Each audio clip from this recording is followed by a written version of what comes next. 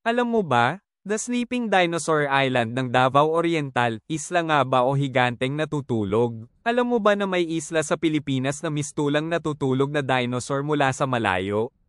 Hindi ito animated o CGI, totoong-totoo at makikita mo mismo sa Davao Oriental. Saan matatagpuan? Matatagpuan ito sa Baudes Point, Mati City, Davao Oriental, at tinatawag na Sleeping Dinosaur Island. Isa itong peninsula na nakausli sa dagat at kahawig ng isang higanteng dinosaur na natutulog, kaya't nakuha ang pangalan nito.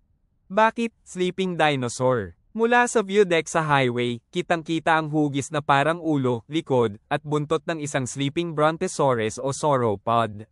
Ang natural na forma ay resulta ng milyon-milyong taong erosyon at geological formations, hindi gawa ng tao.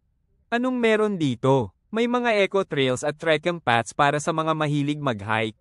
Makikita rin ang lush vegetation at asul na karagatang nakapaligid dito, perfect para sa nature lovers. Instagram-mable at patok sa turismo. Marami ang bumibisita para sa view, lalo na sa golden hour. Isa ito sa hidden gems ng Davao na unti-unting nakikilala sa buong mundo.